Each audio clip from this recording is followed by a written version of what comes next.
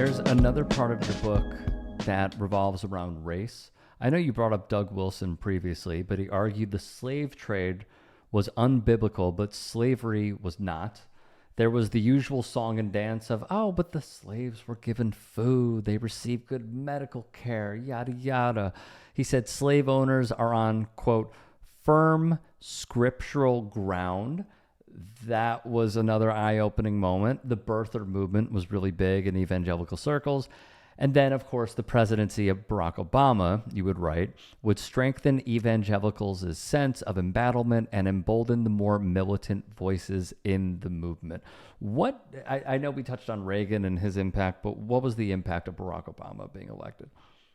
Oh, yeah. First, just to not lose this point of views on slavery and white supremacy, as we're seeing some shocking things these days.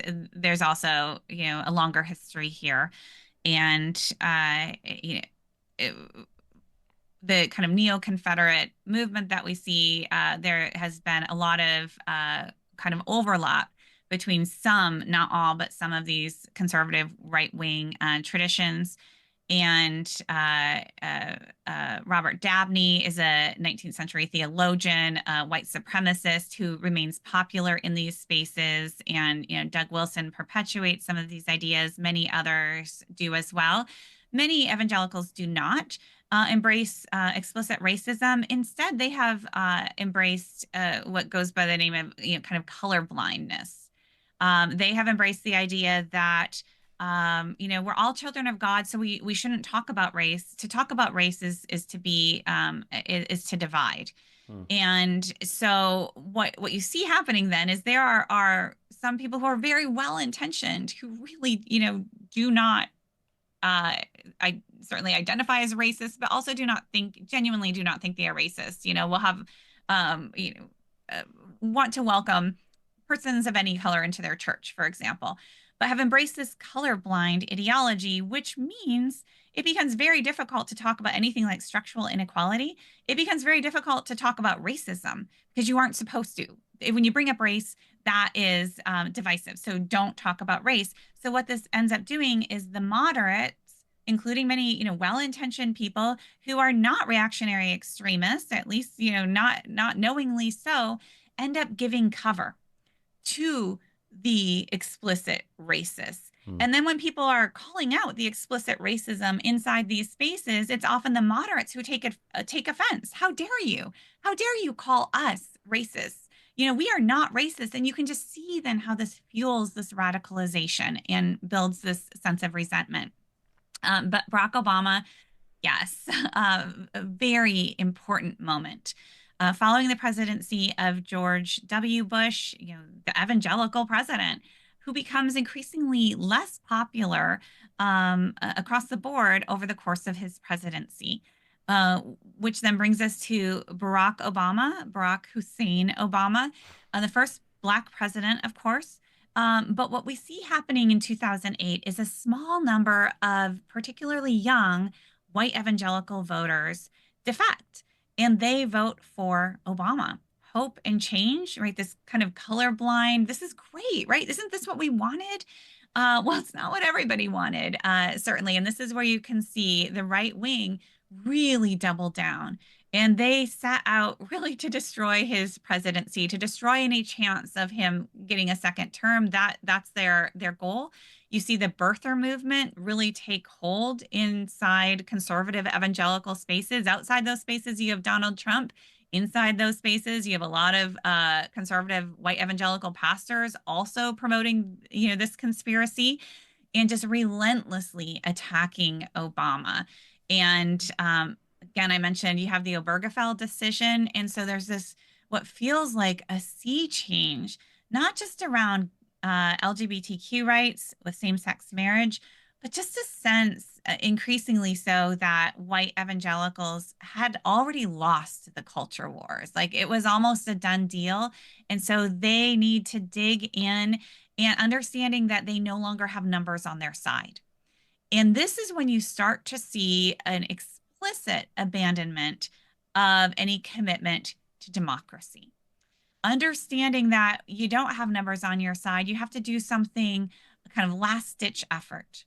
You have to take a last stand, and you can't play according to the rules anymore, because if you do, you're going to lose. And once you lose, you'll never get it back. And so you see this amping up over the course of Obama's presidency. And, I will say that as somebody who's been in and out of this culture, has observed them closely for a very long time, so patriotic, so, God bless America and all about the founding era, to see the pace at which so many have abandoned any commitment to democracy, to the Constitution, because of their sense of grievance or political agenda. Honestly, it has been not just disappointing, but really quite shocking. And to realize that, trying to say, well, what do you mean? What does this mean about democracy? Or, are you okay? Like, in a democracy and in a pluralist society, sometimes you're going to lose. Sometimes you're going to have to compromise your values with, the values of other citizens. No compromise can be had with the devil, with evil, right? And so what you need to do is just grab all the power that you can while you can still do it. I would obviously concur that seeing so many people say that they are incredibly patriotic and say all the right things about patriotism, yet show a clear abandonment to the Constitution and to democracy is just another layer where it needs to be called out, obviously, in a professional way. There was another huge moment, and it's taking place right now, which is when the Obama administration sued North Carolina over the bathroom bill. And what we are seeing now is this play out in real time, and also elections be won and lost with I'm saying this as someone who tries to be as inclusive as possible. This should not be a wedge issue. This is a human rights issue. So Dobson, as you write, issued a desperate call to action to American men to defend their wives from men who dress like women in order to peer over bathroom stalls. That doesn't happen. And their little girls from men who walk in unannounced, unzip their pants, and urinate in front of them. If any of this had happened a century ago, quote, someone might have been shot. You wrote of Boykin. The first man who goes into the restroom, he would say, with my daughter, will not have to worry about surgery. Again, seeing this play out, as you write, from the Obama administration doing the right thing. And by the way, to bring sports into it, to see how far we've fallen, the NBA pulled the All-Star game from North Carolina over this piece of legislation. Now, I would bet my life savings. It does not matter the sport. They do not care about this stuff because it is not in their best interest. So with all of that being said, was this a moment where they could find, as we've talked about, there are people within these circles who are anti-Semitic, leaders who are anti-Semitic. They are anti-women. They are anti-Muslim. Okay, well, those sort of ran out. Now we have to find a new group to target. Is that accurate? Yeah, one thing that can be said for the Christian right is that they have been extremely well organized, well funded, and they have relentlessly worked on messaging and strategy, putting the left to shame, or certainly putting any moderates to shame.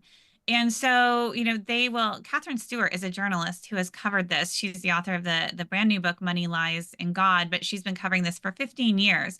And she attends these conferences and she attends the strategy sessions, and she will tell you that they are always searching for the next issue, for the better issue, and they will run tests and they will see what lands. And in the last few years, I watched this in real time. And, first it was CRT.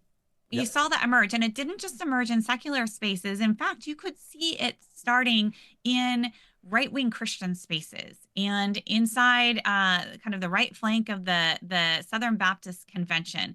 you saw this, and again, it happened in real time where I speak and I write, and I'm a bit of a public figure in these spaces, and all of a sudden I was getting talks at Christian colleges canceled because the rumor was going around that I was a CRT activist, when literally, like, a few months before I started seeing this bubble up, I literally had to Google what is CRT. I'm a historian.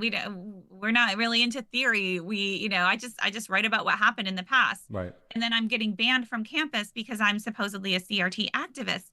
And then I saw getting called out, very early on years ago on social media from some right-wing figures, they were demanding that I offer my view on trans women in sports. And I was like, oh my gosh, unlike you, I do not really follow sports much. So I was like, I have no views on any sports, right? I've never even heard of this. Well, then a few months later, I see it become a kind of national issue, right? They're testing and they're trying to, get people on this issue. And that one had some I mean, it was solid for them.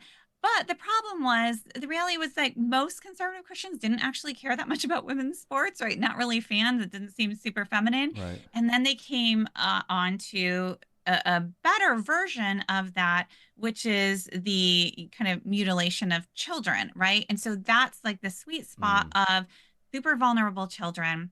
And, it is an issue that is complicated, and that is really not the day-to-day experience of the vast majority of Americans, right? And so it was one of these issues that could be, and I want to say there are some important, medical considerations here, social considerations, and in religious spaces, theological considerations. But the issue was never presented as wow, let's really take a careful look at this and let's figure this out. It was, a kind of scapegoating and wedge issue. And that was the one that really had legs. And I mean, it's not that they abandoned all of them, but you can just kind of see the strategizing. And then you can see that, there is no interest. This is, in driving these issues. There's not an interest um, you know, in coming together and in analyzing the science, and in looking at studies, and in looking at numbers, and again, some legitimate social questions that are difficult, that we'd have to work through together and find various compromises and ways of bringing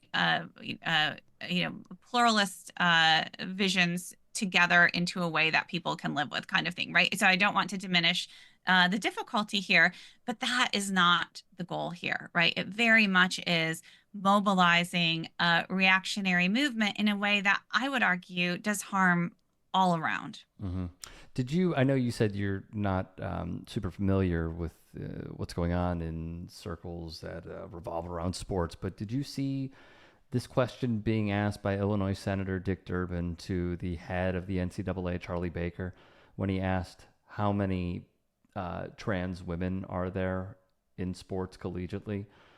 And he said, did you see this? I didn't know, but Okay. I've heard it's like, what is it, single digit? He said less than 10.